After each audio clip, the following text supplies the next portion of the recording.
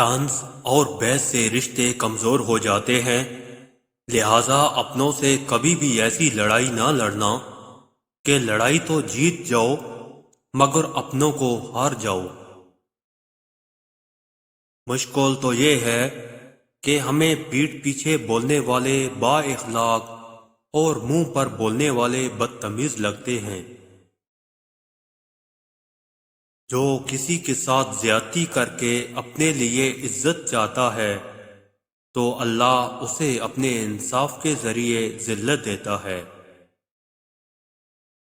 لوگ جو تمہارے بارے میں سوچتے ہیں تم انہیں کبھی نہیں بدل سکتے، اس لیے انہیں وضاحتیں دینے میں اپنا وقت ضائع مت کرو۔ جتنا آپ کے پاس ہے اس سے کم دکھاؤ اور جتنا آپ جانتے ہو اس سے کم بولو۔ گفتگو میں بے احتیاطی رشتوں کو کچل دیتی ہے۔ آپ کے الفاظ ہی آپ کا عکس ہوتے ہیں اور بعد میں وضاحتیں دینے سے کچھ بھی حاصل نہیں ہوتا۔ شیشہ کمزور تو ہوتا ہے مگر سچ دکھانے سے گھبراتا نہیں ہے۔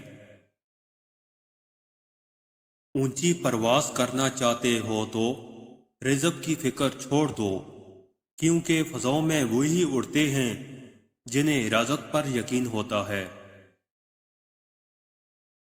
زندگی میں جو بھی کرنا ہے خدا کے بھروسے اور اپنے دم پر کیجیے، لوگوں کے بھروسے پر نہیں، کیونکہ لوگ کاندھوں پر تبھی اٹھاتے ہیں جب مٹی میں ملانا ہو۔